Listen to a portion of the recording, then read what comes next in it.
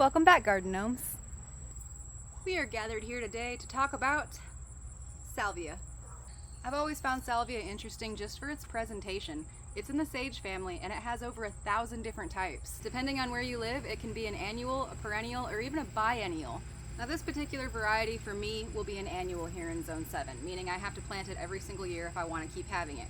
It's one of the reasons I'm saving the seeds. But if you go south into zones 8 or 9, it becomes what's known as a tender perennial, meaning it can come back year after year without being replanted, but it can't survive a really harsh winter. But for zones 9 and south of that, they present as a nice hardy shrub that not only stays year-round, but gets thicker and denser with each passing year. The tube-like flowers are packed with nectar and long blooming from midsummer to first frost, making them a reliable pollen source for butterflies, bees, and hummingbirds.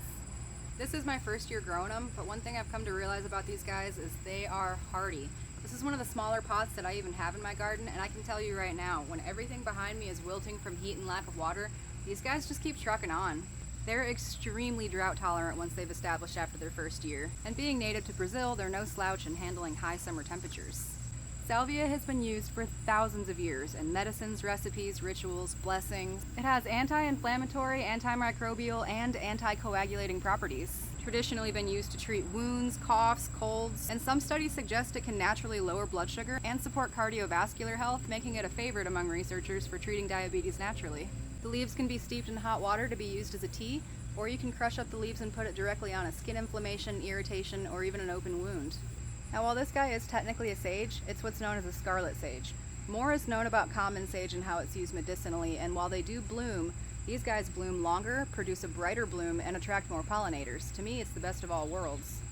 If you want to grow salvia or any other type of sage, it's important that you ask yourself why you're growing it, what you want to use it for, and do your own research. For instance, common sage has beautiful blue blooms. They're edible, you can use them as a garnish in a lot of popular recipes. These blooms, however, are actually toxic. The leaves are not. The leaves are edible and ingestible, but you cannot eat the blooms on this particular sage. Some studies suggest that it has a larvicidal property, which actually inhibits the growth of mosquito larvae, but not enough research has really been done on that to say for sure. Either way, it's going to be a welcome addition to any garden. Strikingly beautiful, hardy, easy to grow, pollinator powerhouse. You can plant them just fine next to veggies, most fruiting plants. The only thing they really don't get along with is onions and garlic. This type of sage has the potential to release allelopathic compounds, which can actually stunt the growth of onions, and the onions in turn can release chemical compounds that will stunt the growth of your salvia.